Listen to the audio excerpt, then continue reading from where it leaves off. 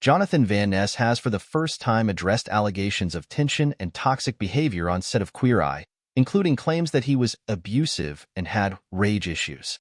The hairstylist, who is non-binary and uses he/they/she pronouns, said on the recent episode of Jesse and Lenny Ware's Table Manners podcast that the allegations in the Rolling Stone piece weren't really based in reality.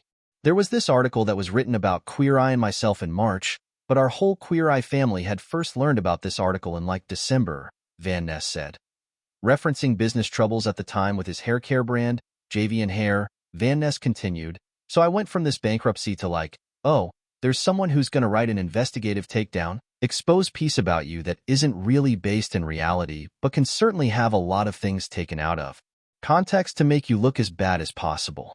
So that could drop any day now." Van Ness said, "So from January to March, I was walking on eggshells being like, when is this going to happen? And then it finally did happen. It came during a vulnerable time," Van Ness said, adding of the social media reaction, "I think a lot of people were looking for a reason to hate me or looking for a reason to be like, see. I always knew that they were a fake see. While Van Ness believes the article was overwhelmingly untrue and done in bad faith, they also said they internalized it so badly and thought back to stressful moments in their career.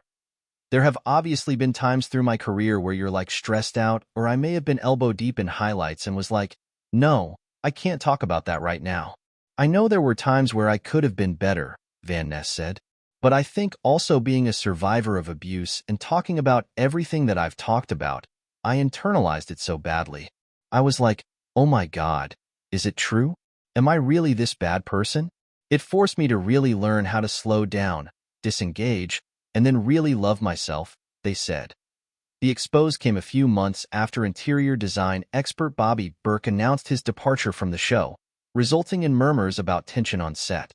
The report alleged fashion expert Tan France campaigned to replace Burke with newcomer Jeremiah Brent, which France has since denied, and that the Fab Five, also including food expert Anthony Porowski and culture expert Caramo Brown, were in competition with each other.